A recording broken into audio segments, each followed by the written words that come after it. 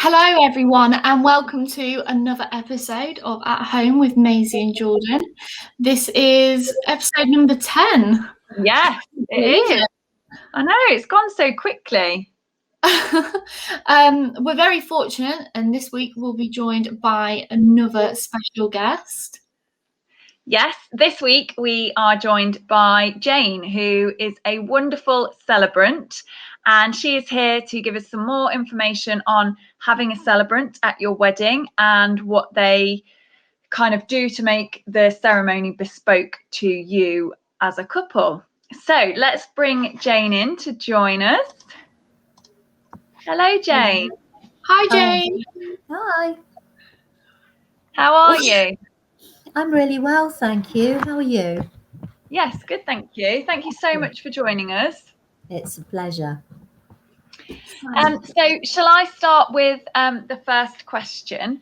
And I think my first question is just going to be, could you give us a little bit more information about a celebrant and the kind of differences between having a celebrant and having something a little bit more traditional? Well, a celebrant basically spends time with the couple getting to know them to ensure that their wedding ceremony, their blessing, their vow renewal, whatever it is they want to do, is tailored purely to their beliefs, their thoughts, their philosophy on life. Everything is written for them, approved by them, and changed as many times as they want to. So the words of that half an hour or 45 minutes have been designed especially and uniquely for them. I think that's lovely, just so that it can be so personal. And Yeah. do you kind of then work with the couple over a period of time leading up to the ceremony so that you can kind of get like maybe some readings, or how do you kind of design it around them? What happens? May I just point out a couple of things? Yeah. If a couple are going to the church of their faith, no question, they want their ceremony to be in their church. Couples that want to go to the registrar, they do have two options, and it's not always made clear to them. They can have a 10-minute quickie ceremony with just two witnesses. They can go in their jeans and t-shirts on a Wednesday morning. They don't have to exchange personal vows, and they don't have to exchange wedding rings, but they will have the legal certificate which makes them Mr. and Mrs. or Mr. and Mr. or Mrs. and Mrs., whatever their choice is. If you have a registrar come to a venue, be it a hotel or a restaurant, it must be licensed so that the registrar can actually be there. And registrars are only allowed to say the legal words. You may not have met the registrar conducting your ceremony until 10 minutes before you actually make your vows to each other. They are not allowed to have religious music or religious readings. So if you've got a grandma that is particularly fond of a particular hymn and would like it played, unfortunately it can't be. Working with a celebrant, it can be exactly what you want it to be. I'm in contact with a couple of brides at the moment, and their ceremonies are going to be 2022. So as soon as we get out of lockdown, I will meet them for the first time, get to know them. They can tell me what their plans and dreams are for their special day. And then I will make suggestions to them of all the different elements that they can include in their ceremony, which a registrar can't do and a church won't do. It could take anything from 2 meetings to 12 meetings. It really doesn't matter, because at the end of the day, that ceremony has to be perfect for that couple. I want their friends and family to go away and say, my goodness, wasn't that ceremony fantastic? I've never seen that done before. I want them to talk about it for months to come. Can I just ask a question in terms of maybe venue or location? Is there restrictions on where you as a celebrant can carry this out, or is it you can do it anywhere? No, with a celebrant, you can have your ceremony anywhere, but you must see a registrar to be legally married in the UK. Okay. You can have your wedding ceremony in your garden, at a hotel, outside in a meadow, on a beach, on the top of the Empire State Building, anywhere that you want that ceremony to be. Wow, that's really special, isn't it? It can make it so, I suppose, romantic and personal to the couple. It is, because they can choose what type of ceremony they want. If they want it to be casual, we can choose casual wording. If they want it to be spiritual, the tone of the ceremony changes completely. It can even be traditional. Dearly beloved, we are gathered here in the sight of God, if you wish. There's Christianity, there's no copyright on it. Yeah. And because I do think it would be quite maybe overwhelming for some couples that want to have like a bespoke and tailored ceremony. How would you kind of recommend that they start off? Like, how can they start gathering kind of like ideas, or what should they kind of think about? First thing I would do with a couple is say, tell me how you met each other. I like to see, I like to go and visit couples in their home, so I can see what kind of people they are, what turns them on, if you like. Yeah. Get to know them, just chat to them, get to know them. Yeah. There is no hard and fast rule to how you start. It's sitting down and talking, finding out what makes them tick. See, that's so nice again. And you as a celebrant, will you travel anywhere the bride and bride want to take you? Will you go anywhere? Absolutely. I think I've mentioned before, I did a wedding in France at a chateau, almost on a beach in Spain. We were right next to the beach, and a fabulous castle in Italy. Anywhere it takes me, anywhere. That's amazing. What's the most unusual or individual, that might be a better word, wedding that you have delivered or been part of? It was to a Russian couple. They got married at a place called Castello Monacchi in Italy, and they had about 200 guests, half of which were Russian. So my opening paragraph was in Russian. And the bride very kindly said each word very, very slowly to me, so I could write it down phonetically, and I practiced that way. Wow, that is amazing. Ceremony, and delivered my opening paragraphs in Russian. Wow. But I did say, as you can see, the bridegroom has been teaching me Russian, and I'm not a very good pupil. But they were all very impressed, and they applauded, and they all laughed in the right places. So Russian is probably...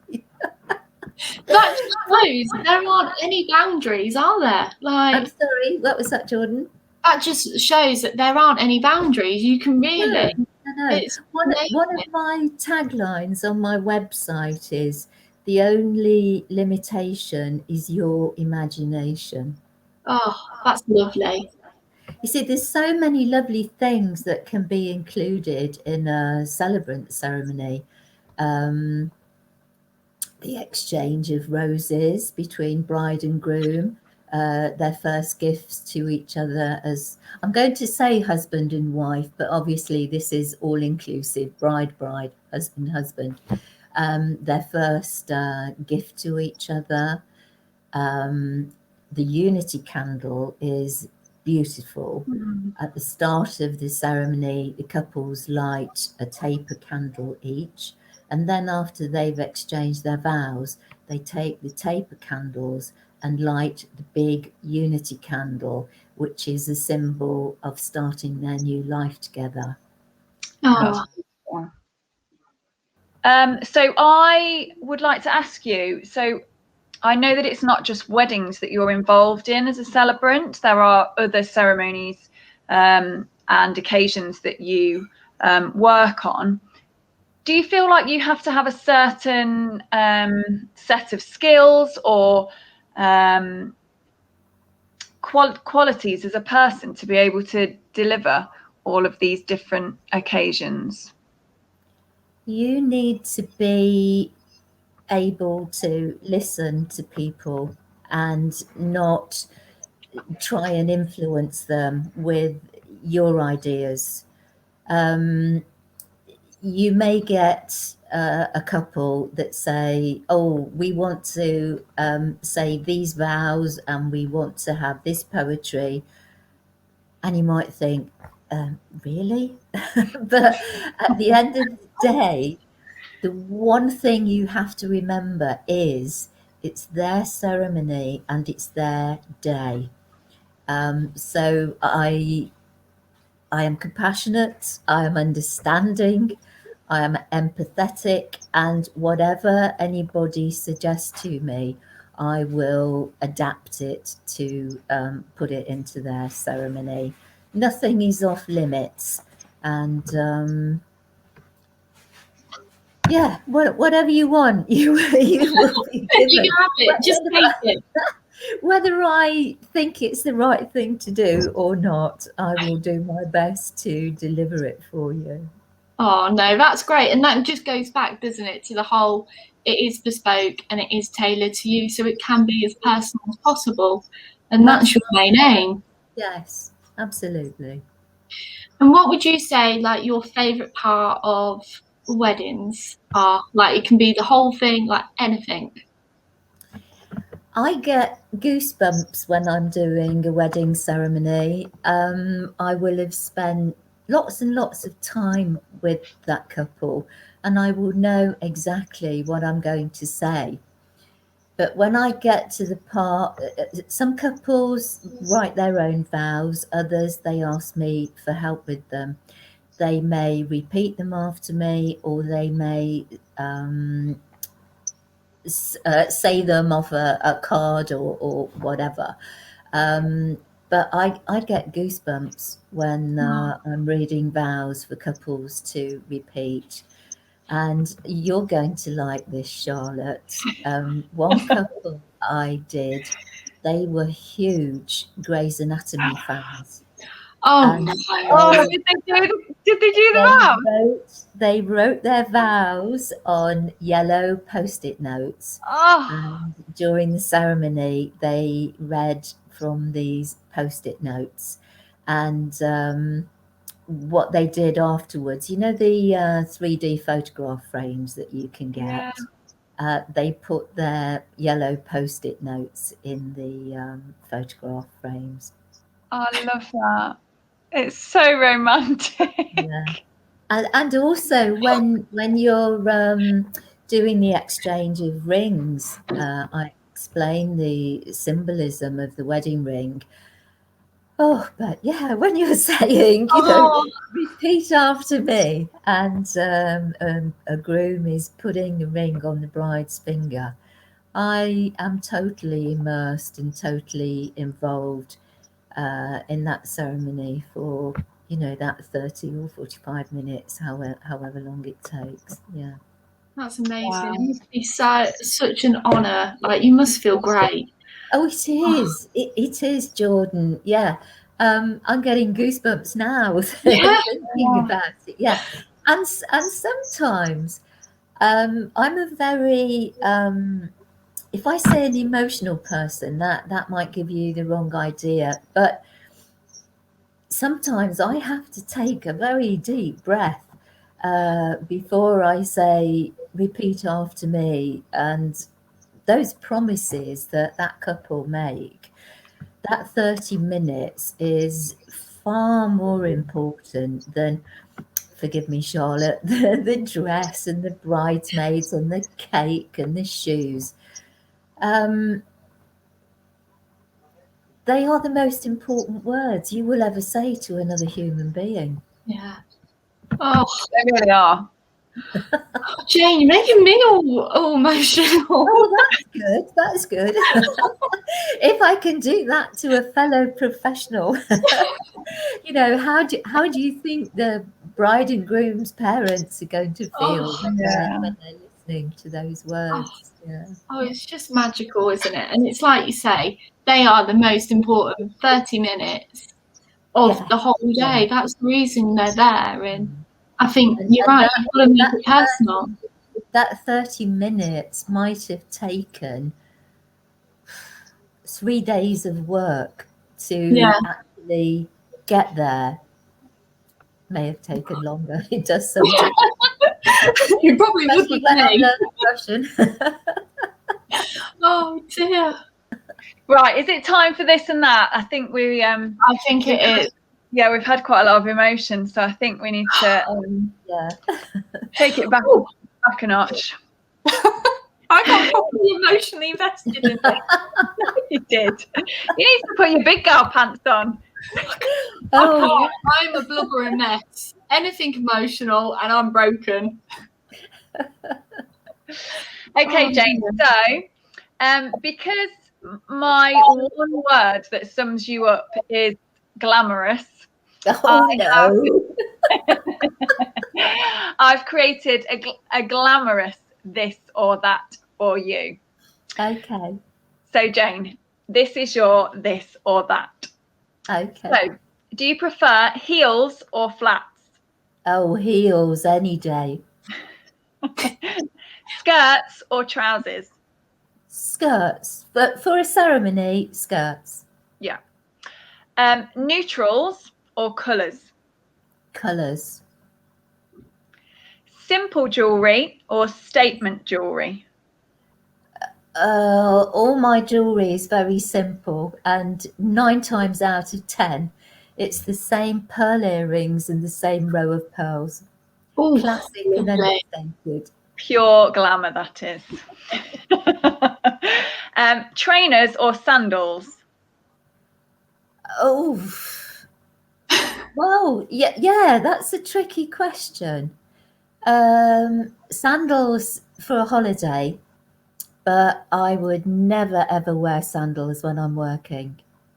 Now, trainers, I get asked to wear all sorts of things. And one of my brides, she had white Converse trainers with bride in rhinestones along the side. So, yeah, maybe trainers, but never sandals when I'm working. I love it. Joggers or leggings? Oh, God, neither. I think the man who invented leggings wants a serious talking to. I love that. Overdressed or underdressed?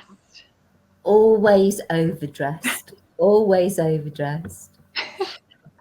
Leather jacket or denim jacket? Well, I've got both. So I can't be a this or a that, sorry. And finally, gold jewellery or silver jewellery? Gold purely because silver looks awful on my skin tone. Oh, I feel like I've just found a whole new side of you, Jane. proper glamorous. Isn't she? Yeah. She's so glamorous. Well, I do my best. I do my best. Well, should we just wrap this up? And would you just give us one bit of wedding advice that you would give every couple that you meet? It can be anything to do with weddings. Concentrate on your ceremony. I know the dress and the cake and the venue are important, but hopefully you will only make those vows once. Oh. And it's wonderful when I get the opportunity to do a vow renewal and couples have been married for 5, 10, 20 years. It's great. Yeah. Wow. Yeah, that must be really special. Yeah. The ceremony is the thing. Yes. If you could just leave us with your social media handles, that would be fantastic so that people know where to find you. My Facebook page is Jane Gower Wonderful Weddings.